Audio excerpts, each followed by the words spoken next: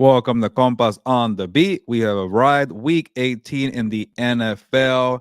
We have a few games with some playoff implications, some so-so games where people are resting starters, or maybe getting ready for the 2024 NFL draft. So maybe they're not trying as hard. But we got three games at least here that we wanted to break down, and then also no fantasy football. But how about sports bets? You want to have some sports bets talk in the NFL? Or maybe you have one of those weird leagues in the fantasy football world where you have a championship game in week 18, which I find very difficult to do because what if you have Mahomes and he doesn't play and you're stuck with finding a quarterback. But hey, if you have a week 18 fantasy football league, this is the show right here. We answer your questions, but we're gonna break down week 18 in the NFL, maybe break down some playoff implications. But the biggest thing is this show's for you here at Compas on the Beat. You want to answer your questions, have a conversation. I'm not gonna try to act like I'm the know-it-all expert here, but for an introduction, I'm Gilberto Manzano. People know me as Gil or Gilbert. I am a co-host and co-founder of Compas on the Beat, and I also work for Sports Illustrated covering the NFL. But I'm not alone. The voice you're gonna hear for the next hour or so is gonna be Victor Javier Corona, Victor producer who does many things here on Compas on the Beat. How you doing? Doing good. I can't believe it's week 18. Here we are. There's some playoff possibilities here. You still have 11 teams who don't know whether they're going to be in the playoffs or not. So that's kind of cool to see. But outside of that, you got a lot of teams resting their starters. But you should see some starters actually play. We'll get into all that with our headline game of the week, which we'll talk about top our two tier games, our other top two tier games of the week, and then we also have future water cooler storylines where we give our storylines come Monday, and then of course our betting locks of the week. So we've been hot lately with our bets. So if you guys have any bets you want to go ahead and give us, go ahead and hit us in the comments, and we'll show them here, and can't wait to get rolling here. But week 18, Gilbert, ready to go. Yeah, it's such a difficult week for NFL bets, like because you don't know who's gonna play, who's gonna aim for a draft pick, who wants to rest, and so I feel like like we're gonna get to it later on, but I feel like for this week for sports bet, I like to go for the total over under. I feel like the spreads, unless like it's like Dolphins and the Bills, Texans, Colts, even Packers, Bears has a little bit on the line. It's such a weird week. But then also, Victor, you reminded me. You spoke about it earlier this week that you like the new format now with the 7 teams. You're crediting the NFL for adding the extra wild card spots there, and I was a little hesitant about it because I'm like, man, it's a free ride to a division round for one team. Like that one seed, means a lot. You probably have a cakewalk to the Super Bowl. You know what? And that hasn't really been the case there. So it makes that number one seed more valuable. Like these big showdown games at the end of the year, like you better get that number one seed. Like it means so much. The Ravens and the 49ers got it, and they proved to be the best teams in the regular season. We'll see if they're the best teams in the playoffs. But it was such a valuable game, or I guess a scenario, because when it was two, the top 1 and 2 get in the bye week, you got that 2 seed. Maybe more teams were resting. Well, we got the 2 seed. We're good. Now it's like it's only one spot, so it's very valuable. And then in the back end, you get more teams involved with before a team couldn't, be in the race, or like, I get it. They might not go far, like an 8-8 team right now with the Packers, or maybe a 9-7 team like the Colts, or 9-7 Texans. Uh, Maybe you don't think about them going far, but if you get a ticket to the dance, you never know. So especially this year with so many upsets, and you see Jake Browning winning a game, you see Tyson Bagent winning a game, Aiden O'Connell winning games. You see Gardner Minshew doing a great job, by the way. So, you know, anybody has a chance to win games, and it's been such a strange season. But hey, you got the AFC South up for grabs. You got the AFC East up for grabs. The Packers and the Seahawks are fighting for the last wild card spot, and the NFC. You got the NFC South. Like the Buccaneers had a chance, they couldn't do it last week. You know, it's such a weird scenario where the Bills were a fringe playoff team for the longest, and now they could win a game in Miami, and they're the number 2 seed. Like things like that. That's the beauty of the seven, the seven format now. Yeah, and I'm with you. I mean, the I think the biggest thing is the weird scenarios that we get. Like there's a possibility where um the Washington Commanders and the Patriots both lose, but the Patriots get the number 2 draft pick because of strength of schedule or common opponents. I mean, it's just a weird thing that we have. And then you have the Steelers. They beat the Ravens, but they still need help to get in. So Yeah. I mean, there's a lot of different scenarios.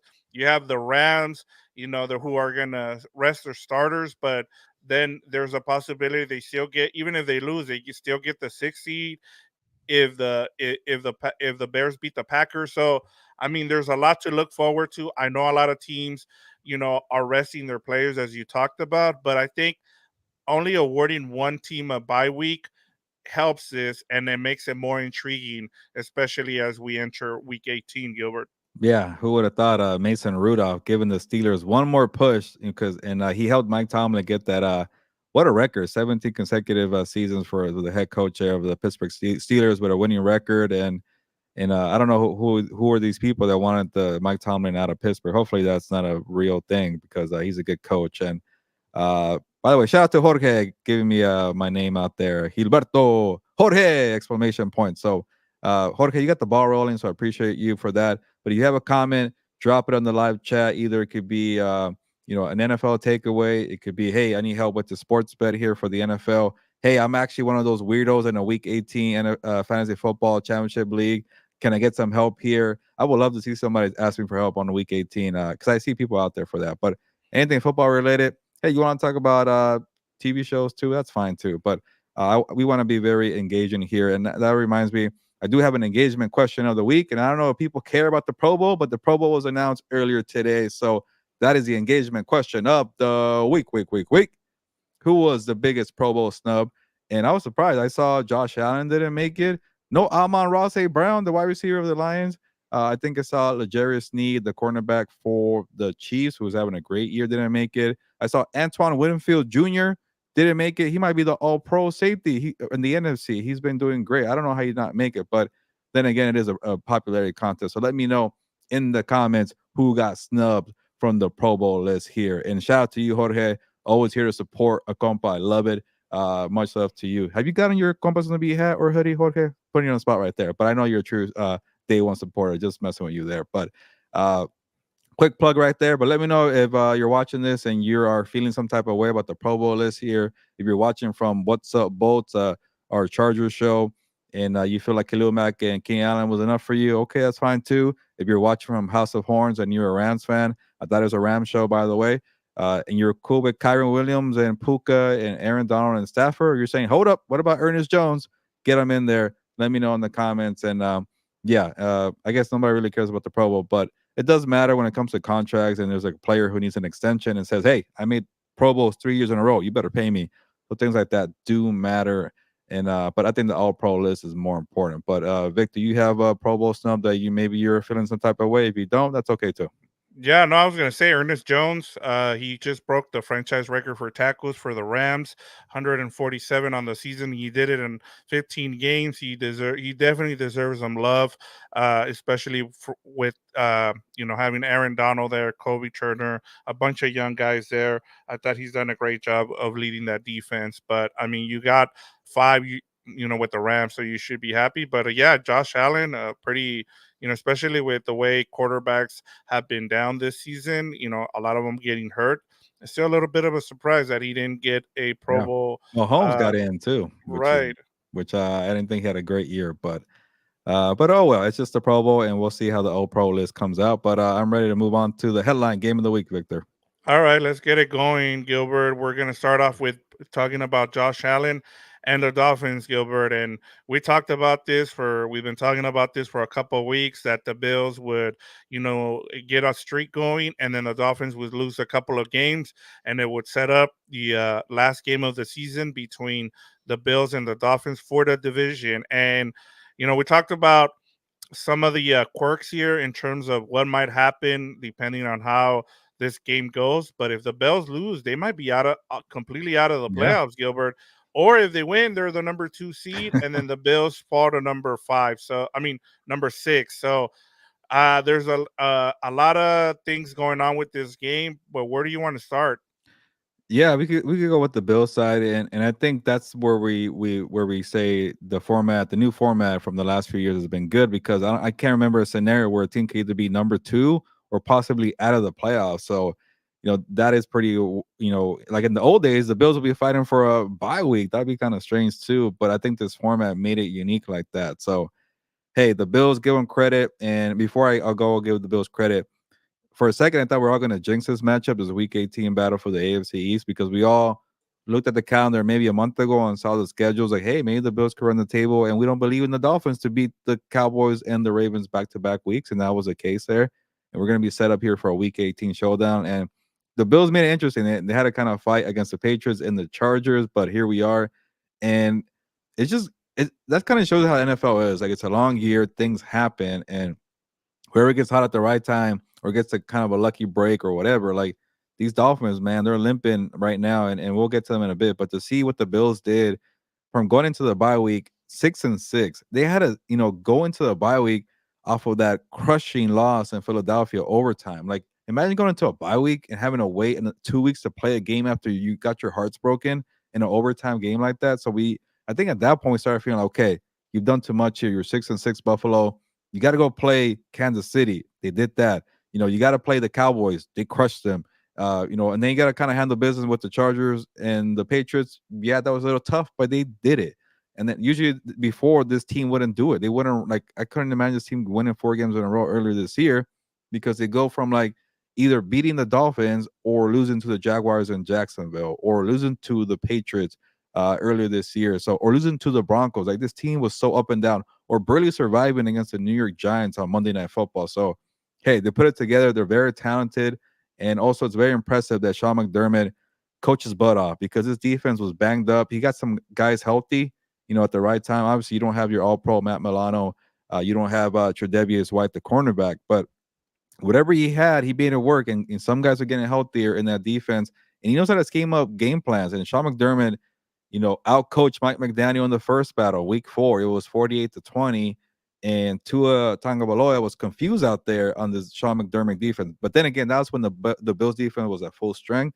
But I think that's also a credit to McDermott's game plan there. So, credit for the Bills to get to this point here. I think they're all set up here to win this one in Miami. I'll check the spread when you give your point right now in a bit. But I don't see them blowing this one. But then again, the Bills have been so chaotic, at least in the early part of the year, that maybe they're kind of, hey, we got one more curveball for you here. We're gonna lose this one, but I just don't see it, Victor.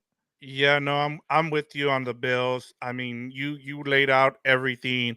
I think, even if you want to give them credit for the Eagles mess, I mean, since the Eagles beat the Bills, the Eagles haven't been the same. So maybe Sean McDermott figures something out and people Mm. have been kind of following his lead, and that's been something to kind of follow there. But in terms of the Bills, it's been an up and down season, and the Bills are the kind of team that you kind of want to look at when you start entering the playoffs, especially if they get in, because this team was supposed to. They were the betting favorite last year to win the Super Bowl. Gilbert, this year it was the Kansas City Chiefs, and when you don't have you've lost hope in a team, that's when that team responds and they end up making the Super Bowl and winning it.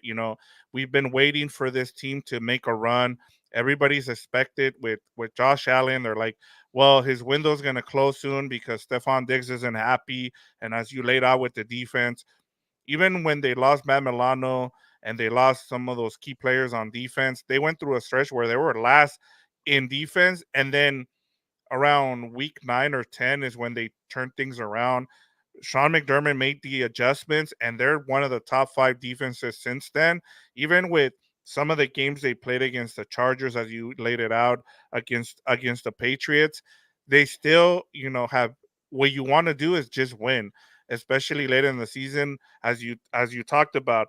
They had terrible losses against the Jets to open the season, and Yeah. then you lose to the Broncos on a pass interference, which you should have won that game, but you lose it. And so now they're in position to beat the Dolphins. And, this is why, as you laid it out, I really like the Bills in this game is because they figured out things, especially with Sean McDermott. We knew that he wanted to be the play caller on defense. He let Leslie Frazier go because he wanted more control over the defense. He's done that. His defense has stepped up to the challenge of, even with a lot of the guys being hurt. But I think the biggest thing, Gilbert, I'll say, is that when this team turned things around was when they fired their offensive coordinator and Joe Brady. Joe Brady has run the ball, Yeah. and I think Joe Brady is now set up for a head coaching job, or even to get paid to be an offensive coordinator elsewhere. Because if the Bills don't secure him, somebody else will. There's a lot of teams that are going to be looking for offensive coordinator, and we've seen Joe Brady's name out there. His name kind of fell out of favor once when he went to Carolina. But now, if he's able to lead this team, into the playoffs, and you get a little bit of magic going with the Bills, you can see Joe Brady getting some offensive coordinators jobs and perhaps a head coaching job.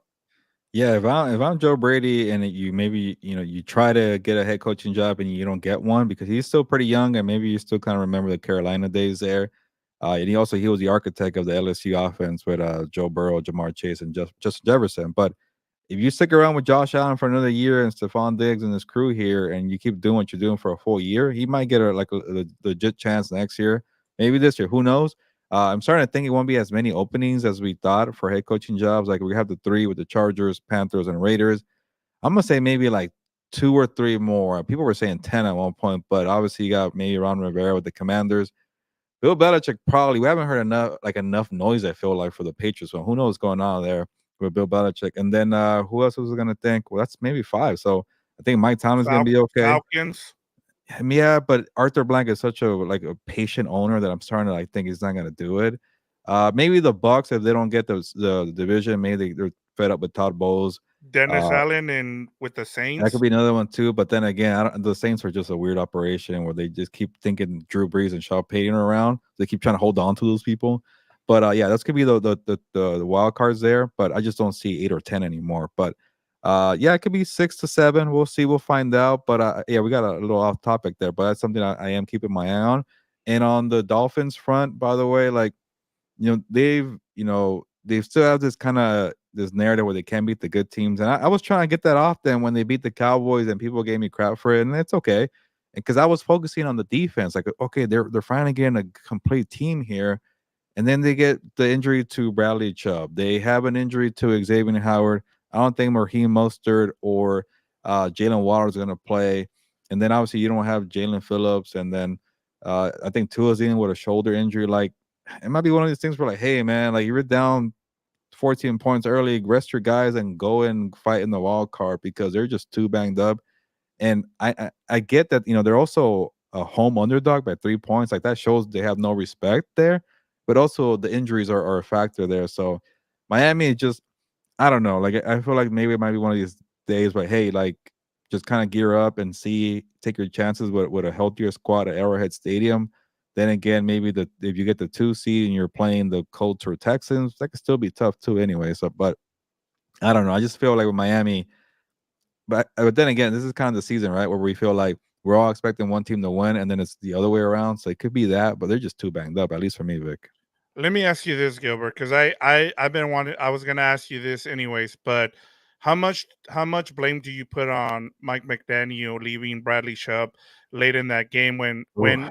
when the Ravens brought in their backup quarterback and he's still out there? Like, why is Bradley Chubb one guy where you couldn't afford an injury was with their pass rushers, as No. you mentioned. You've already lost Jalen Phillips, and now you put Bradley Chubb in that situation. And I'm sure you heard what his response was, but how much of this, like, and one last thing before I let you answer here to my question is, we saw this last season too, Gilbert, with Miami and the way they handle injuries. We saw the whole concussion thing with Tua. So is this a Miami problem, or is this a Mike McDaniel problem?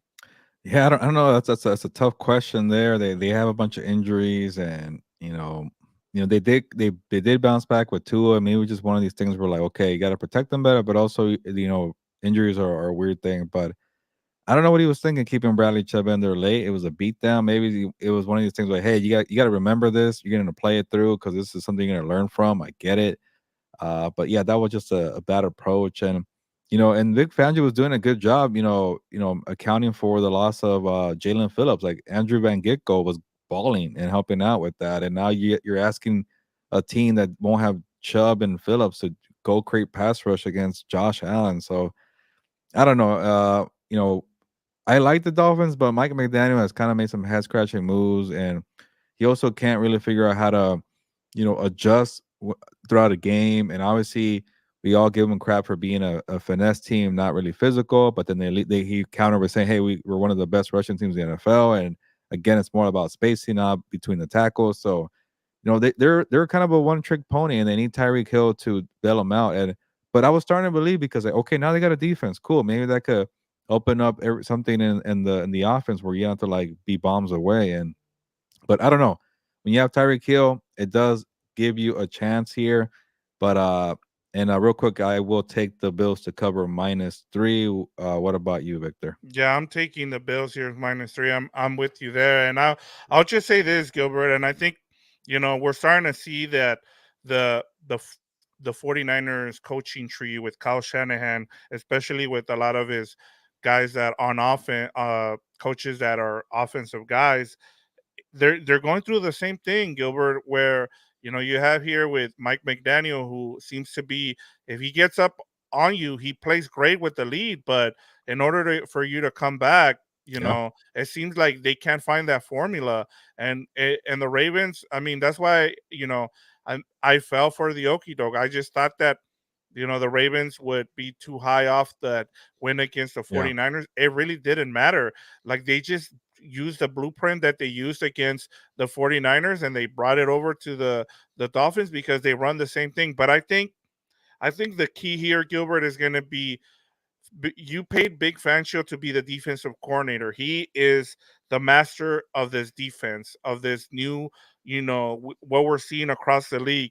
And so, he's gonna have to coach his butt off to be able to, get this team to where they want to go in the playoffs. And whether they win or lose this game, they're in the playoffs either way, Gilbert. So it's yeah, going to be up to yeah. Big Fangio to get them where they want to go because we know what to expect from Mike McDaniel at this point, and we know that he either needs to have the lead or else if they fall behind, they're not going to be able to come back. Yeah, and the last thing I'll go for that, like if injuries happen to every NFL team, and the good coaches know how to account for that and adjust and have a new game plan and put position players in positions to succeed. And that's where Mike McDaniel's weaknesses have occurred. Like he kind of has his own style, and he's going to try to make it work to the system. But that's why I didn't really like the Dolphins last week because when you don't have Waddle and Mostert, two guys important to your offense, have you shown how to adjust and evolve the Mike McDaniel? Not really. I feel like so. And then now with the injuries to the defense for Big Fan, it just kind of adds more to it. But and then it's a reminder if you're watching, don't be shy. We got Jorge, get in the comments. But somebody else wants to talk football, have a question about anything, or what if you disagree with one of our takes, no problem. You want to chat about sports bets in the NFL or fantasy football, and it's our last week pretty much for that. But yeah, don't be shy. I know everybody's getting ready for the NFL playoffs, but on that note, let's move on to our page two games. We have two games that we're intrigued about. Yeah, let's start off with Texans and Colts, Gilbert. We have a matchup, a rematch of an earlier game this season between these two. You know what? I was thinking about this matchup between the Texans and Colts just to kind of set things up for you wherever you want to go with this. But these were two teams that were picked in the top five last season, and here they are with the chance to make the playoffs. The winner uh, the winner gets a chance to go into the playoffs, and then the loser pretty much is out of the playoffs. So I Yeah. mean, it just tells you how your team can change from one off season to the next.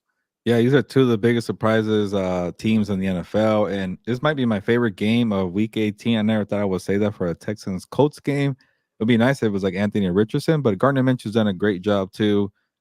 He might be the number one backup in the NFL whenever I adjust my rankings there for backups. It's gonna be actually a pretty fun list to make in the off season. But Mitchell's had been a roller coaster, but when he's at home, he plays well. And the spread here is a pick 'em. I'm not surprised about that. It's gonna be a tough one here, and we'll make our picks in a bit. But Shane Steichen, a great coach helping out Gardner Minshew. Then you have Jonathan Taylor, which I was surprised that Taylor's season high came last week at 96 rushing yards. You would think he had over 100 at some point this year, but obviously he had the injuries.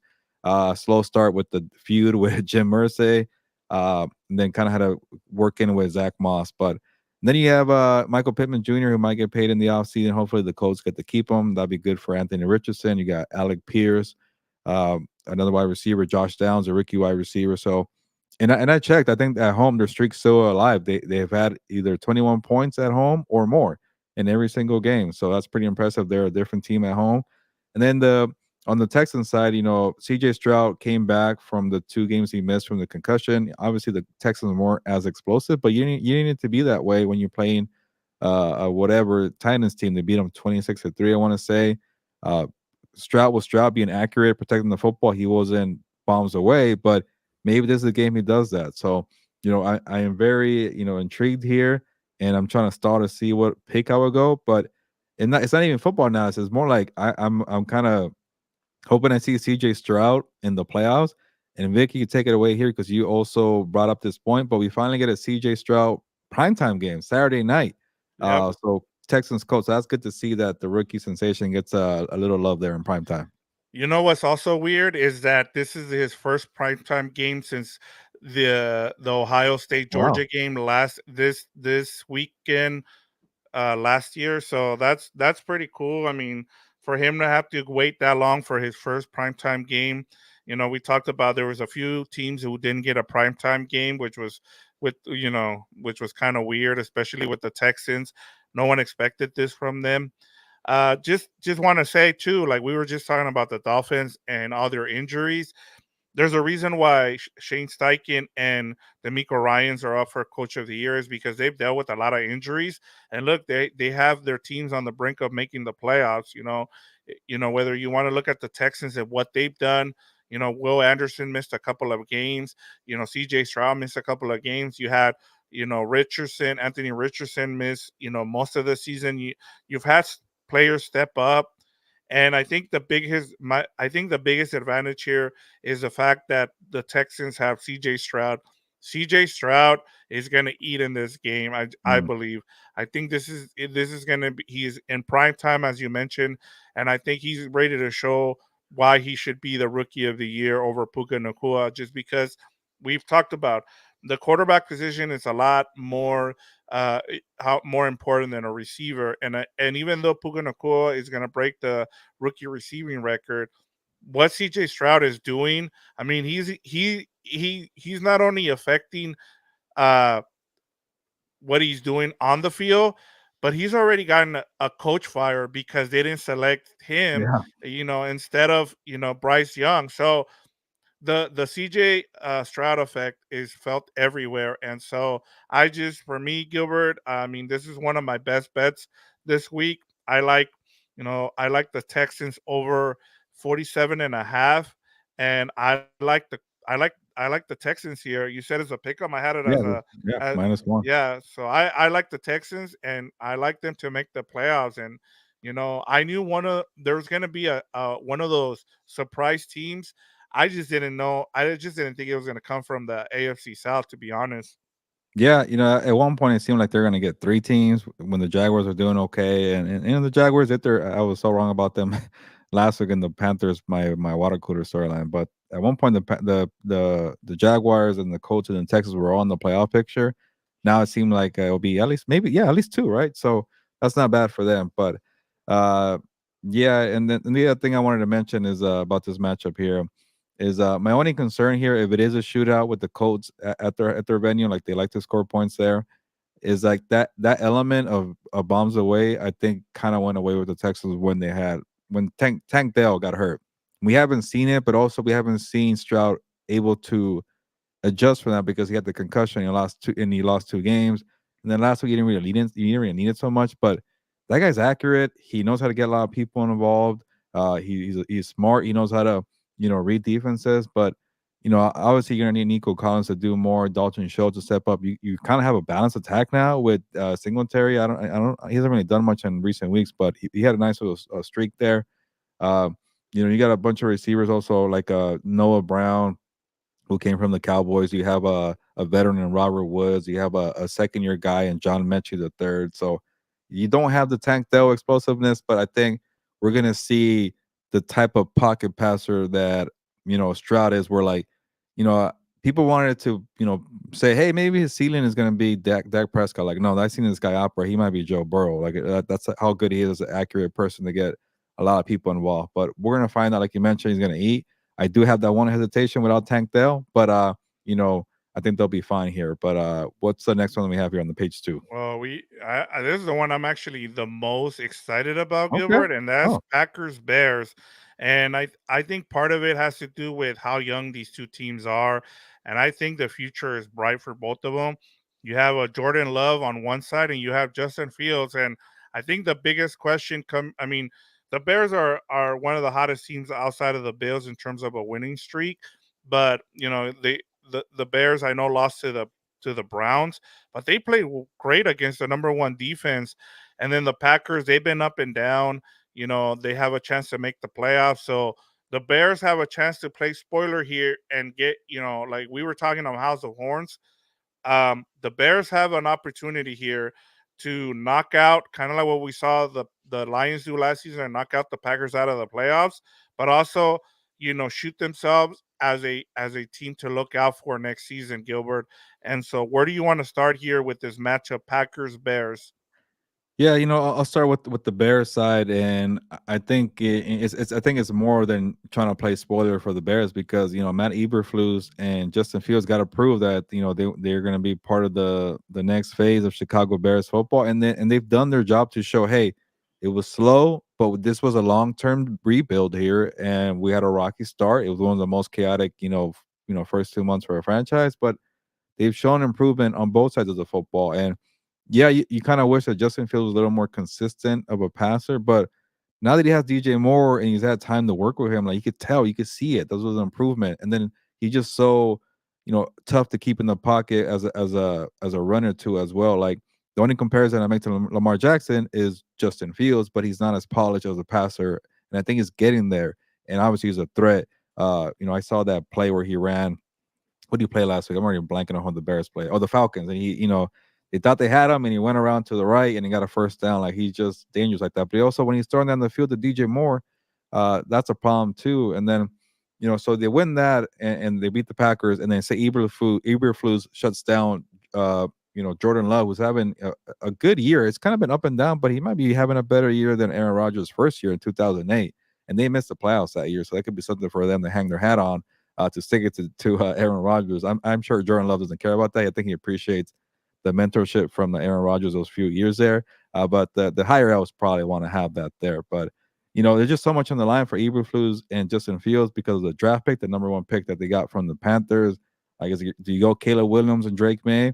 That means you're going to start all over again. And I like the progress that they've done. Like, you really want to do that when you could just go trade down a few spots to get maybe a Marvin Harrison Jr. to kind of pair with DJ Moore? Imagine that with Justin Fields.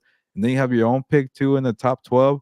And then you also have a bounty of picks or whatever you do with that trade if you want to trade down. So, and then Eberflus' defense, like I think you brought this up as credit to you, Victor. He was ahead of the curve. Like we all laughed that he went to go spend money on linebackers, and now they're number one run defense in the NFL for a reason. They got to still build that secondary. They do have some playmakers. I don't know. They better find a way to keep Jalen Johnson. Like I don't like they wanted to trade him in the at the deadline. There's something going on there with a riff. He's a great cornerback, but they still are struggling in terms of pass defense. But it's part of the rebuild. They went and signed money for the linebackers, and it's paying off. So both sides are doing well here. And to give you the spread here, it's Packers -3. They are at home, but I'm gonna go with the Packers here, but I would not be surprised.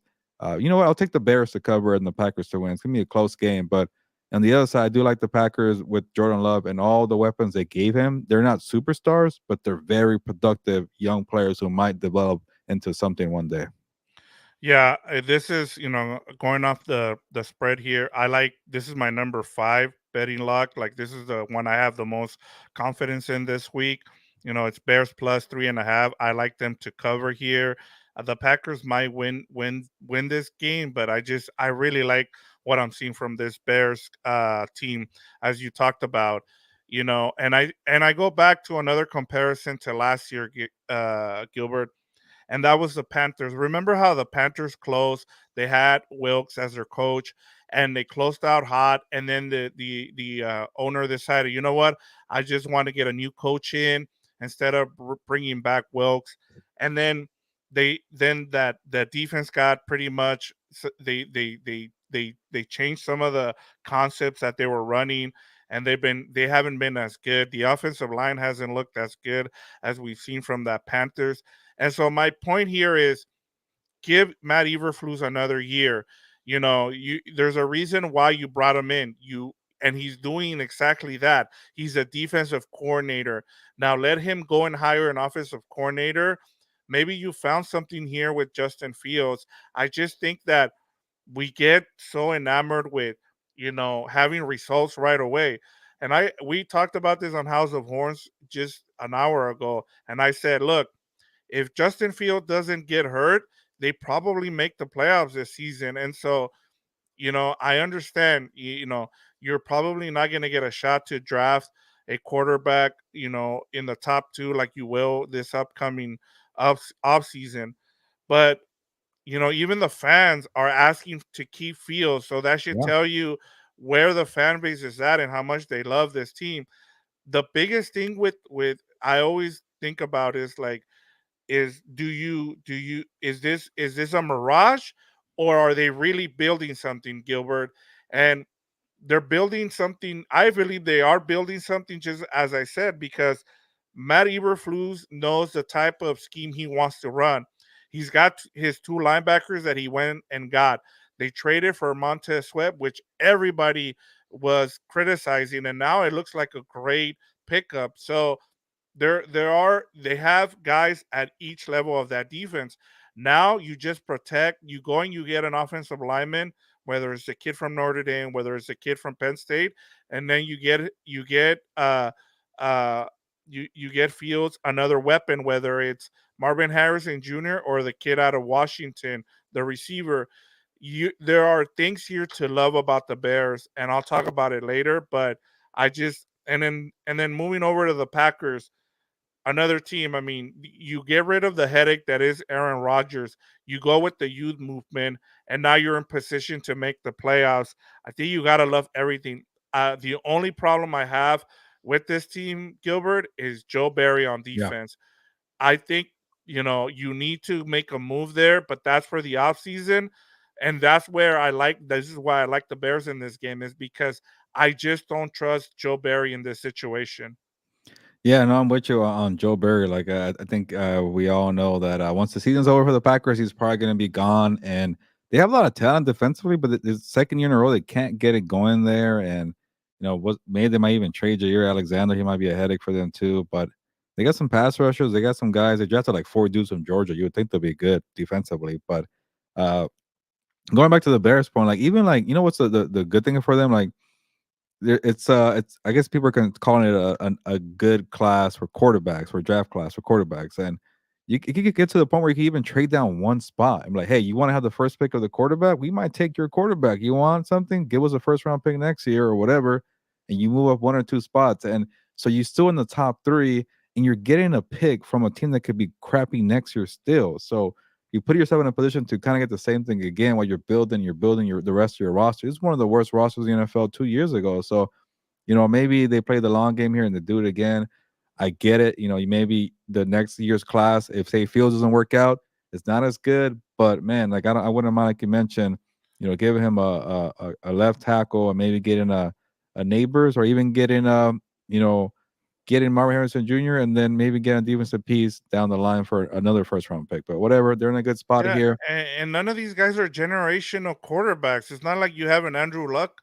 Like I'm sorry, like I don't believe that Caleb Williams and May are those kind of guys where you can just say, you know what, just draft them and then move Fields. Like that's the other thing. And then it kind of reminds me in the position that they're in. I know you don't follow basketball as much as you used to, but like what Oklahoma City is doing right now with Shea Gil Alexander, like they have a stockpile of draft picks, and it's the same thing here with the Bears, where you have a possibility of building around one of your stars, and you can go and trade at any point. So whatever it is, whatever position need that you have, you can go and get it. And it's kind of like the same thing, Gilbert, that we talked about with the Lions last offseason as they went. They had two draft picks in the first round. They traded down out of one of them, and they got the guys they really wanted. They got I know everybody wasn't happy with those draft picks, but they got the players that they wanted. They got a running back and a linebacker. And sometimes when the league is going one way, sometimes it's good a zigzag, because you don't want to keep being one of those teams that just follows along. And look, part of the reason the Packers, aren't playing well with all that, talent that they have on defense, is because everybody keeps running the big Fancho defense. And look, part of the problem, and we'll talk about it later, but look at a team like the Seahawks. They have all this talent compared to the Rams, and yet they're the ones that are way at the bottom. And so it goes to show you that same thing with the Packers. I think there's a lot of talent here. It's just not being well used by Joe Barry. Yeah, this is definitely a season where people should wake up and say, okay, we shouldn't be copying or think this is a norm. We should start getting kind of creative. So it could be kind of it's an interesting time in the NFL where schemes are being a little different because what it used to work is not working anymore, and it's going to be a new hot thing. We're not really sure what it is right now, but it feels like the ones that are kind of trending towards figuring it out are the ones doing well. But Yep. for the second time, let's move on. Victor, we have the water cooler storylines, and for me, I know I got it wrong with the Panthers possibly pushing the Jaguars. It was a beatdown 26-0, and David Tepper lost his temper. I keep saying that through the drink at the Jaguars fan. But I'm going to go back to it again.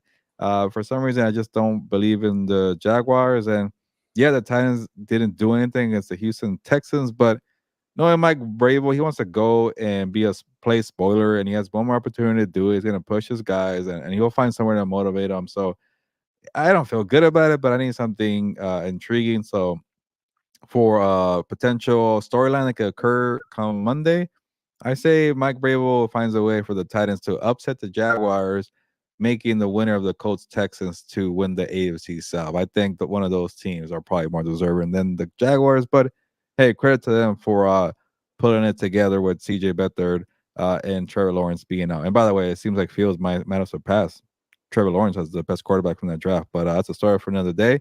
And I think the Jaguars are minus 5.5, but you know what?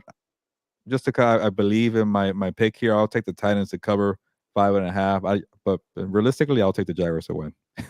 Yeah, no, I like this. And just remember, Gilbert, wasn't this the final game of the season Yeah, last yeah, season? yeah, And true. what happened? The Jaguars beat the Yeah, Titans, and revenge. the Titans had a big collapse, and the Jaguars came roaring and were able to make the playoffs, and then they beat the Chargers in the playoffs. So I like this one. I really I can see the Titans, paying this is a revenge game for the Titans.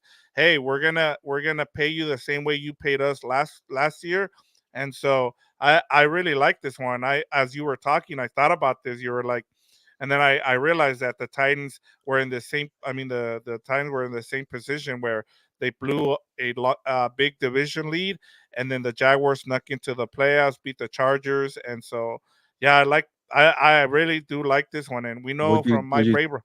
would you take the points or money line Yeah, I'm Titans? taking the points here. We Okay, know okay. we know the kind of team that Mike Brable, like, he's gonna muck up this game, and he's gonna make it hard for for the and we still don't know if Trevor Lawrence is gonna play, right? That's true. Yeah, I think Yeah, he's probably gonna try because it's a big time game for them. But and they're okay without him. Who knows? But yeah, but that was the yeah, Panthers, man. yeah, I Like, know that was the Panthers. yeah. All All right, right, I got let's get to your next one, Gilbert. All right, this one's also very intriguing. So it could be a Bill Belichick's final game as the head coach of the New England Patriots, and he has one more opportunity if it is the case to embarrass the New York Jets. And why not? It's been such a disaster of a season, why not go out with a loss to Bill Belichick one more time? But here I say, but gets no farewell moment. And I say that because, Bill Belichick just keeps avoiding the question about his future. And I'm not surprised. That's just the way he's always been the past 24 years. And he keeps talking about like he's so in the moment to getting his guys to win the game. Like, I don't imagine them to like maybe like somehow they're winning by a lot and it's maybe 5 minutes to go and they say, "Hey Bill, can we stop here to acknowledge you here? I think we all know what's going to happen." But he's just so in the moment. He's just so committed to the game and his players. Like, I don't think he's gonna want that farewell moment. So, and also to the other part too, like what's going on behind the scenes is like, is Robert Kraft trying to get a draft pick? Hey, Bill, either I'm not gonna fire you because we want to pick. So can we work something out here? He's like, no, I'm not. I don't want to go to another team to coach, and we don't have a first round pick. I want that first round pick. So it could be something going behind the scenes where like they're not agreeing on how to do this farewell moment or who gets fired, who gets to quit, things like that. I don't know. It just feels too quiet because when the whole Brady thing was going down, we all heard the reports. Like we all knew, like once the playoffs was over, he's gonna be gone or retire. We're not hearing a peep right now. That's kind of interesting to me. What if he comes back? I don't know about that one, but maybe he could, or maybe he just retires. Who knows? But I'll say this: I think the Patriots will beat the Jets to ensure at least to get the W there. And I had the odds right here real quick. It wasn't that wild, but I'll take the Patriots -1.5 at home for the farewell for a bill, but I don't think no one's going to mention it, and there's going to be no discussion. Maybe we'll hear a report come Monday morning. This situation reminds me of kind of what we saw with the Cowboys in terms of Jimmy Johnson and Jerry Jones, where, you really never understood why there was a falling apart between those two guys. And then I think eventually it came out that it had to do with the uh, a player being traded, and that they didn't agree. And I think the same thing can go here. I have no idea. About a month ago, I was pretty sure that Bill Belichick was getting fired, or they were going to part ways, or whatever they decided. But the more I think about it, it's just the more I'm starting to hear people around that team. It's starting to sound like there's a chance that things have been worked out and he could be back, Mm, which is weird to me. But as you said, you haven't heard anything, and there's a reason why. Is because I think there's now talk that he might come back. I even saw Bill Simmons, who's a big Patriots guy. He knows people there. He was talking about, hey, I wouldn't mind him be Belichick being back, and so if he's saying that, he knows something, Gilbert.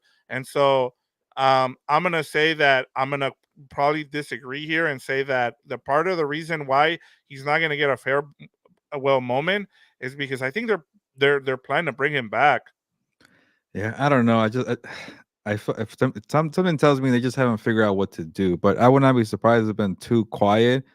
But like you mentioned, like maybe we should point to what happened. And even though there was like that report from one of the top pages, we reported saying they already decided they're going to fire him or something. Maybe it's just being quiet and they're doing it right. So by the time I bet you it could be something where maybe Saturday morning comes down and like, hey, they're gonna actually give a farewell tour, but it just seems too quiet. So either you're right or I'm right because it just seems like there's something going on here. But watch them have a whole full show for Bill Belichick, and we were both wrong here. But Yeah, I don't know. It's either gonna be a quiet exit or a quiet return. But I do notice him being very he's enjoying the moment when they went to Bailey Zappi. I think it kind of turned everything around and he's really excited about how Bill O'Brien and him are working together. And maybe it was like, hey, it was just Mac Jones, and can we yep. figure it out? So you could be probably right there, Vic. But what do you got? Yeah, for me, it's going to be, and it goes back to what we were talking about earlier, so I'll keep it short. I think the Bears upset the Packers, and they make the playoffs in 2025. I think, like I said, I like, 2024. Well, I guess technically it's yeah, it would 2025 be January. 2020. I know, I thought about this. That's why I'm like, it's Sounds not weird to me. 2024. It would be 2025 because it would be not this year, but next year.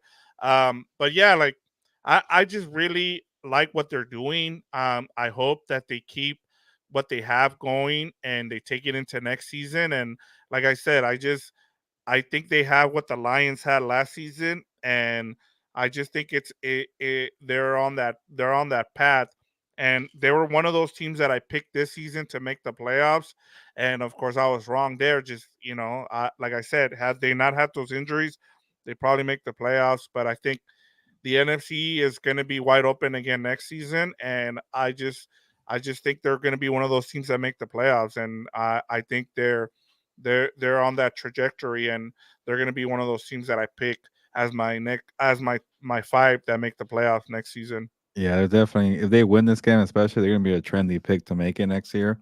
And I think when we did it for Combos on the Beat, the five teams that will make it, you got the most right. You got three, but Dan and Fernando and I, we got everything wrong besides Detroit, and that was the easiest lock there. So maybe the Bears could be the easiest lock for next year. Yeah, I just I lost faith in the Lions in during the offseason. I should have just Oh, stayed that's with right. You what. didn't even get them, huh? You got Yeah, three, but not no. them. Yeah, no. Just because I just wanna I either thought the Jaguars or the Lions would drop off, and I'm almost right about the Jaguars, so I'm still holding out Mm. hope that I, it was the Jaguars. I actually picked the Packers to win the division and the Lions to make it as a wild card. The Packers are looking okay, but they're not the best team. But I was hoping that would come to fruition. But the Lions look good. Yep. All right, Gilbert, let's get to our betting locks of the week. Let me go over what we did last week. Yeah. Like I said, we continue to do well here. You got 3 out of 5. You missed on the Bucks -2.5. I mean, I don't know. Even Todd Bowles was upset about what happened there. His team was a no-show. Your number four point was Patriots plus 13. You got that one right. You had the over on that same game, 40.5. The Colts and the Raiders over. You missed it. You missed it Yeah. by half a point, Gilbert. You know what's funny? It actually went down to 40.5 by the time, Friday rolled around. Oh yeah. I looked to see what I had. I'm like, 43, crap. Yeah, it was 43.5 when we did it, but yeah, I mean you were right there. And then your number one was Lions +6. We both got that one right. I went my number five was Raiders Colts. I went with the under. I hit that one like because as we just talked about by half a point. I had my number four was Broncos -3 against the Chargers. I got that one right. I missed the only one I missed was the Dolphins plus three and a Mm, half against the Ravens. yeah. But then I got the Lions +6 against the Cowboys and Falcons Bears 38 over under. I went with the over there. So overall now, Gilbert, I'm at 101 points for the season, and you're at 78. Uh, Pretty much and clinched then the title because we have one more week and no way I could get 30 points. Or was it 20? Yeah, 20 something, 22. yeah. So we have a comment here from Flixie. It says, "Do I do the over on CJ Stroud having 299.5 yards?" That's a lot of yards, Gilbert, especially on the road. What do you think? Yeah, well, this just sets me up for my top 5, and I'll kind of give a quick with but my I think it might be my number 5. I'll check right now real quick, but yeah, no, it's my actually. Well, I don't feel as confident. It's my number 2, but I'll get to it. But I'm expecting a lot of points in Texans Colts, and I think that's gonna probably require over 300 yards. So I would do it. I think it sounds like we might be split here, but if the Colts are really good at home and they're putting up points and win or lose, regardless, maybe they might be behind and you have to air it out. I could see, Stroud. He's had some good games before. That was a Tank Dell games where he went out for like 350 or something like that. I feel like this game's gonna be pretty exciting, and this is my favorite game of the week. I would go over, but you're right, it's pretty high, Vic. Yeah, no, I'm with you. That's pretty high. Like if it was in the 270s, Yeah. I'd be more confident.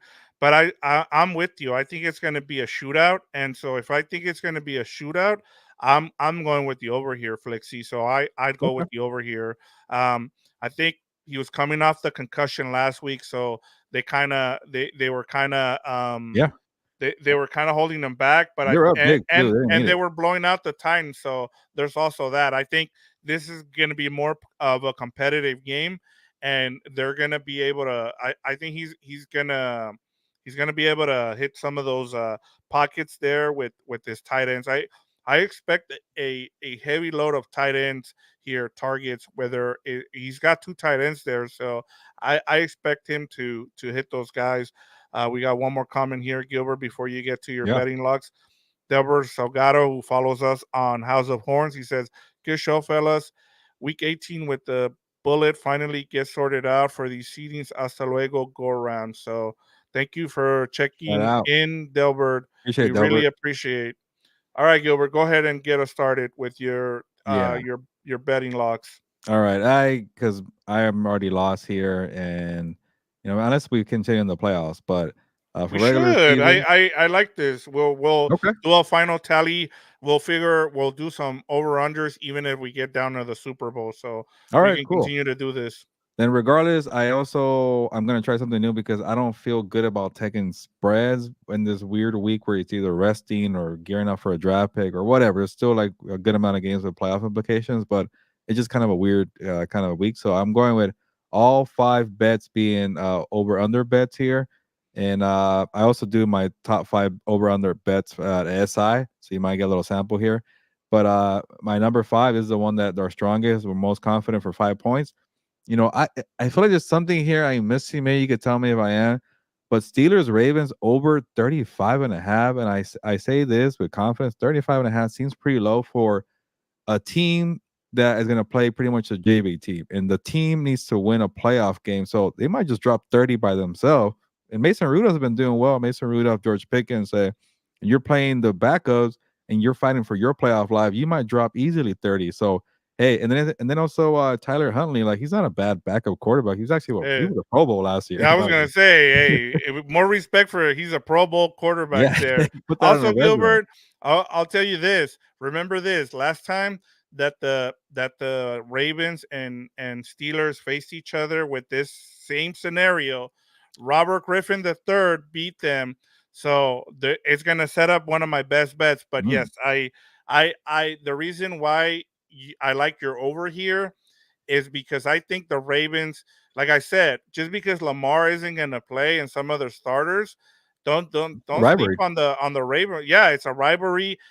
Don't you think the Ravens want to knock out the Yeah, why Steelers out of not? the playoffs? Yeah. Yeah, so that's why I'm like 35 and a half seems pretty low. I know they're kind of known for being low scoring games in defense, but I don't know. Like this, the Mason Rudolph Steelers. They've actually, when I looked it up, I'm like, wow, they've only cracked 30 points twice this year, the Steelers, and it happened the last 2 weeks with Mason Rudolph. So they might have found something there. But to move on, number four here for my 4 pointer, I got Packers Bears over 44 and a half. I think some points will be scored in that one. Number three, Bills Dolphins under 49 and a half. That seems too high for me for a Dolphins team. It's very banged up. They might not hold their end of the bargain for an over. So I'm going under. And then if the Bills are up pretty big with a running game with James Cook and Both of I don't these know. teams are going to run the ball, Gilbert. I'm with Yeah. you on this one. I really like it. I almost thought about taking this one, but I'm with you just because we've seen with the Bills, like I said, the Bills defense has been played really well, and they found something with even without Matt Milano. I still think they can get the job done defensively against this Dolphins team who is beat up. We don't know what we're going to get from Tua, so I really like this under here. Okay. And then I've alluded to this one, but Texans Colts over 47 and a half. 47 and a half is a little high, but the Colts do their part at home, and then the Texans have CJ Stroud. So give me that for the number two. And then my number one, my 1 pointer, Jets Patriots. This is very low, but under 30 and a half. And it's the Jets. Like you just want to just go home. Like it's been the worst season ever. You had high expectations and put up another 9 points, and then the Patriots get 20. And then it's a nice day for Bill Belichick, and give me the under by half a point because I've been missing some of these points by a half a point. So give me the other side here. I can see something definitely like a 20-9 game, Jets Patriots. So give me the under. I like these. I think you're going to your bread and butter, your over unders here. So, and then there's not a lot of games. So the way I did it, Gilbert, I went with uh, games that have some kind of impact on the playoff scenario. So my number five, I've been talking all Bears this episode. So because I'm so confident in the Bears, I'm going with the 3.5 here with the Bears. I really like it. I would even bet it at a money line. I just like what I've seen from the Bears. So if And, like I and said, real quick, Vic, a lot of people are with you because that line went to minus +3. So, but I'll let you have the half there. yeah, so it's been moving. Like I even saw it. I think it started at 4.5. So it's been Yeah. moving because people are seeing the money there where it's going, and I'm with the smart people there. Like I would bet the Bears here. I like that. Like I said, I would bet the money line here. Um, the other one that I've been hitting on Gilbert, and you mentioned it has to do with the Colts at home. I've been ever since Fernando brought it up, like midway through the season, where the Colts were averaging over 20 points. I think at one point it was 25, but it's gone down. They're great at home. They score a lot of points at home. Last week against a really good Raiders defense, they scored 23. They could have scored a little bit more, but I like the over under as you talked about 47 and a half. Texans Colts. I would hit the over on this one. My number three is Ravens +4 against the Steelers, and I just told you why. You have a Pro Bowl Mm. backup here. Last time this same scenario happened, you had Robert Griffin III win a game against a Steelers team in the same situation. I like the Ravens to that defense even without Roquan Smith, even without Patrick Queen. I think some of those players have to play, not all of them. They'll pick and choose which players do not play in this game, but I still like the talent that the Ravens have over what the Steelers might bring into this situation. And as you talked about, Mason Rudolph has played really well, but we've also seen these backup quarterbacks eventually hit a low, and I just think that this is the game where I think Mike McDonald has done everything you want to win defensive coordinator of the year. I don't know if there's such a thing, but if there is, I mean, I think he's got nothing to lose here, so he's probably gonna play around with what he wants to do and just you know put another thing to show off that he can win with backups even. My number two is Texans. I like to pick them here. Just give me the Texans here, as you talked about. I had it as a -1 for the Texans, but you're saying it's a pick 'em, so give me the Texans. And then my number one is Falcons +3 against the Saints. Mm. One of the things you told me last week is that teams who were had rest did really well, and the Saints were rested, so they went up to Tampa Bay and Yeah, I they forgot about they that. punched they punched the Bucks in the mouth. I think the Falcons, every time they have a disappointing game, they come which they did against the Bears. They somehow every time people are down on them, that's when they respond. I'm not saying the Saints are going to win, but I just like the Falcons to cover here with the +3 there. I just think somehow, some way, these Falcons seem as disappointed as they've been. I think Arthur Smith's playing for he's coaching for his job, and so I think they're going to go into New Orleans and upset the Falcons. You know what just reminded me of? Like, I feel like I always when I say I'm a little hesitant because then I give you a point.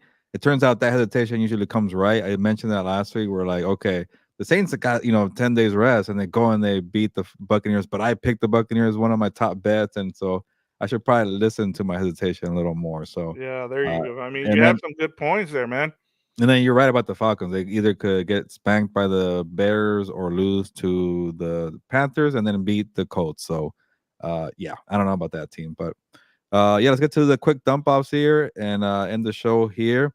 And I think we start off with Steelers Ravens. Is that the first one, Vic? Yeah, we You have already yours. said. What do you like in this game? Where I are didn't you even, going? yeah, a lot of these games I haven't thought about because some of them are kind of meaningless. But you know what? I'll go with you, and I'll go Ravens +4. But I think the Steelers pull it off to kind of push the Bills for the Sunday night game. Yeah, I like this. I like the Ravens in this game. I just think that I, you know, I think now that Mike Tomlin has his consecutive streak, I think that's as far as they go. And I don't want to see them in the playoffs. To be honest with you, it's going to be a Yeah, mess, I'm with you. and they're going to be looking for a quarterback come this off season because Pickett is not the answer there. Let's go with Rams 49ers. I don't even know what the line is, and we Yeah, I got it here. -4 49ers at home. yeah, I would just go with the home team there. The Rams don't care. You know, I do think that they need to get the 6 seed though, but I just don't think McVay cares. yeah, you know what? I'm with you with the 49ers to win it, but I'll go with the +4 on the Rams just because maybe Carson Wentz has a decent game. I'll go with that. Okay, I can see that. All right, next one is Vikings Lions. Vikings Lions. Let me pull up the line for you. Where is that one? We got the Vikings plus 3.5, minus 3.5 Lions at home. Yeah, give me the Lions here. I think they want to win just in case one of those teams Yeah. in the top loses. So, and then they're one of the early morning games, so they Yeah. want to go out on top to finish out their season, Gilbert. Yeah. Same here. Give me the Lions also to cover and just to kind of have a nice little win before the playoffs. All right, next one is Saints Falcons. I already told you I like the Falcons in this game just because they've been up and down all season, and then when you're out on them, they go and they win. So, how are you looking at this game? Uh, man, Saints are at home. This is -3 Saints, so the Falcons are getting the +2, like you mentioned. But you know what? Just because they did something last week, I'll praise them. And the Falcons are not that great on the road, so give me the Saints, and I'll say they'll cover 2 -3, just to disagree a little bit. That's cool. All right, you already gave us Patriots Jets. I'll go with the Jets. I think they Robert Sala has to win one of these games. He hasn't been able to beat Bill Belichick, so he needs to at least have one win against him. I know they're a mess, but I think he needs one some kind of win here. I know they're playing for playoff position. I mean, draft position here. So I just give me the Jets here. Yeah, like I went with the Patriots for this one Yep. too. Well, All right. Next one is Cardinals Seahawks. yeah, I think I just saw the Seahawks are -3. They are in Arizona. Arizona, man, like they've only won 4 games, but 3 of them have been Steelers, Cowboys, and Eagles. Not a bad 4 wins there, or at least 3 out of 4. But you know what? I think because the Seahawks win to stay in the race here for the playoffs. Give me the Seahawks and to cover. Man, I like the Seahawks to eke out a win, but I like the Cardinals to cover. Oh, They've been able to run the ball, and we were talking a couple of weeks ago, and I wasn't yeah, able to get my point across because we were having a four-way discussion when we were talking about the Eagles, and everybody was like, "Yeah, but they have they're gonna get to they'll be the number 2 seed because they have the Cardinals and the Giants coming up twice." And I said, I thought about it. I was like, I wouldn't sleep on the Cardinals. They've been able to run the ball on teams. They ran the ball on the 49ers. They ran the ball on the Cowboys. And sure enough, there they were. They pulled off the opposite there. So yeah. credit. Seahawks can't stop the run, so Yep. maybe something Yeah. happens there. Yeah. Panthers, Buccaneers is next, Gilbert. Yeah, I think I just saw the Bucks are -4.5. Like, just handle business, Buccaneers. It's the Panthers. Yeah, you're on the road. Go win the division title and get cover. Give me the Bucks -4.5. Yep, same. I like the Buccaneers in this game. Cowboys, Commanders. Do we even need to say? Yeah, but let me check the line real quick. Might be a little high here. Where'd it Is it go? 13? Yeah, -13. Cowboys in Washington. You know what? It's gonna be difficult, but I'll go with the Cowboys. They won't cover though. Give me the Commanders to cover. Yeah, I like the Cowboys in this game, and I think they blow them out. Is it? Hmm. Yeah, I just think the Cowboys. They No, need a feel that, good win, like yeah. a No, good. no, that Cardinal game hangs in my head from reminder these upsets could happen. And then I got the Yeah, but Patriots +13 last week too. yeah, there you go. But it is the Commanders. That's the one It team is the Commanders. I They are following that script of they know how to tank, and I think they're gonna continue yeah. with that. But as someone brought it up today, the Commanders did beat the Cowboys in the same situation last year. So there's that, Gilbert. Okay. Uh, yeah. Browns Bengals. Where's that one at? Browns, Bengals. Okay, we got Browns +7 at Bengals, which I'm actually very surprised. I think I saw that Flacco won't play. So they have nothing to play for. They're the number 5 seed in the AFC. Give me the Bengals to win and -7. They might play their starters. Why not? Yeah, I'm with you on the Bengals. I think they keep it close, but I wonder if the Browns try to just improve their record just in case. Chargers Chiefs. How do you were Yeah, another team? this Easton Stick and Blaine Gabbert matchup. Yikes. Give me give me the Chiefs +3.5. And then to win, you know what? Also to win because I think the Chargers really need that draft pick to be good for them.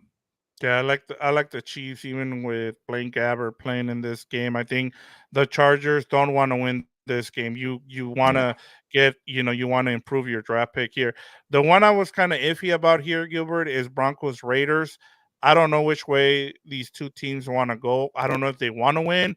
I know Antonio Pierce wants to win, but Yeah, he I needs just it. don't.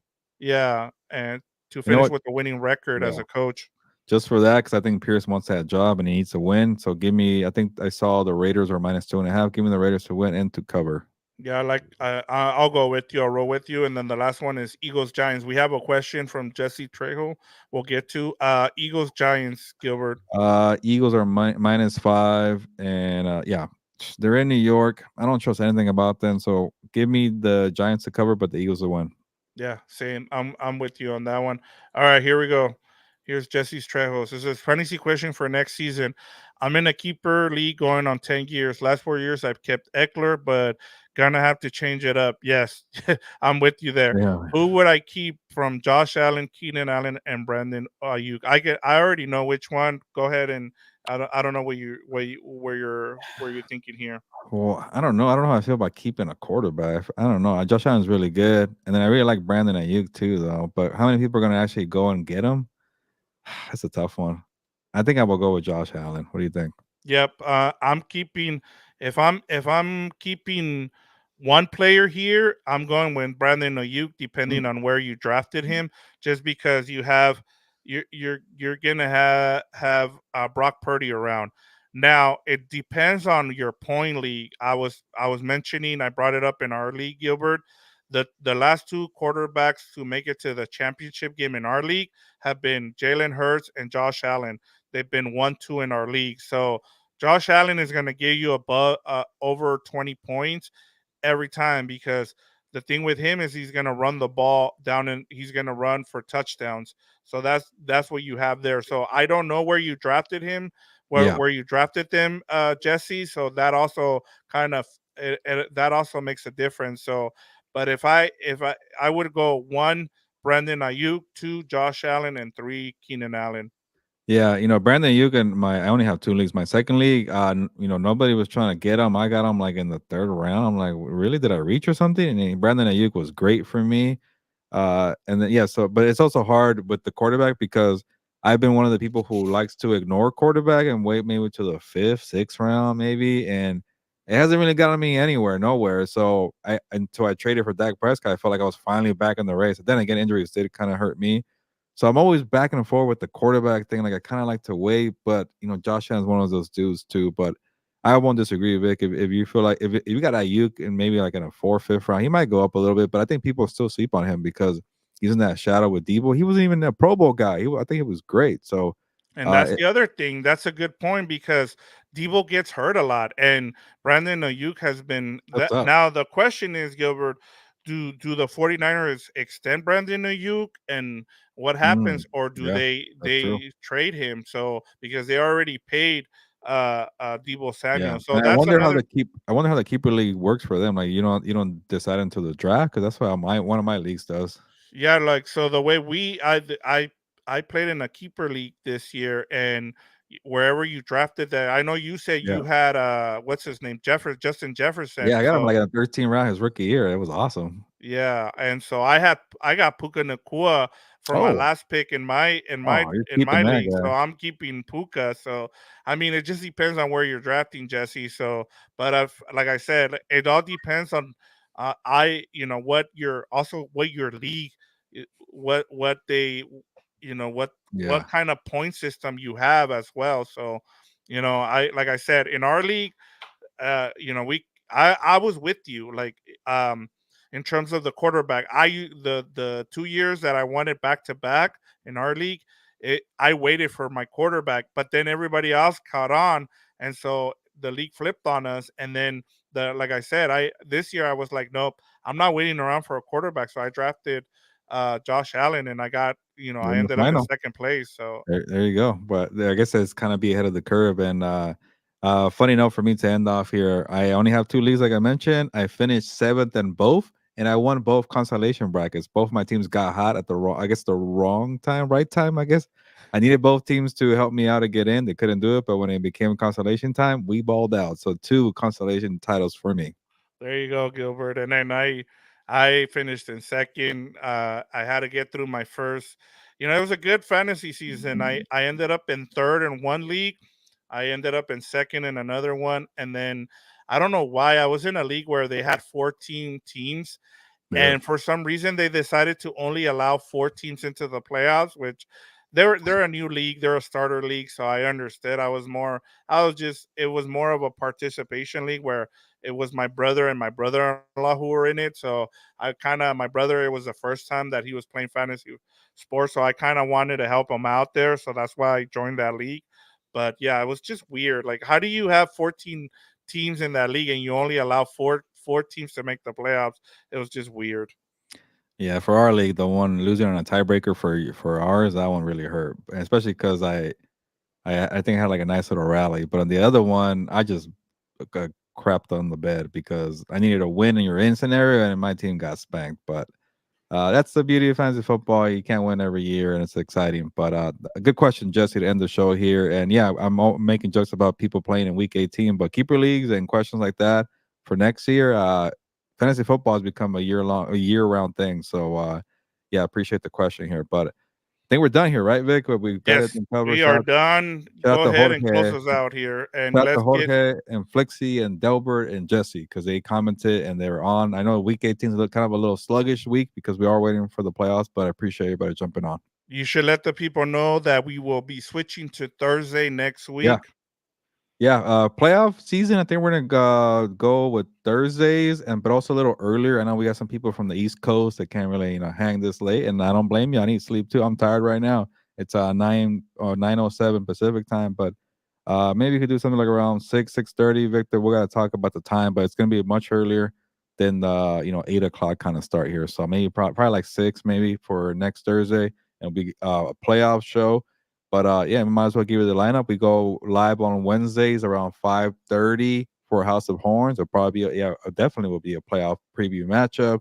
Uh, we'll see what What's Up Bolts does with Fernando and Dan because it's going to be the end of the season for the Chargers. But hey, some press conferences might be intriguing. Maybe some people from the family might talk. Maybe we finally get some interviews for the GM and for the head coaching vacancy. Maybe some playoff, not playoff. Uh, Postseason exit interviews that Fernando will probably cook up. So stay tuned for What's Up Boats, and then obviously the Combat Compas is going to come back strong when during the NFL offseason. We're excited for WrestleMania. We're excited for the UFC events. There's a UFC event in Anaheim coming up in February. There's UFC 300, maybe some boxing events pick up. So check out Combat Compas. But obviously, everything is the same on Compas on the Beat, the main channel. We have so much programming there throughout the playoffs. We'll go back to Lunes Live with Fernando.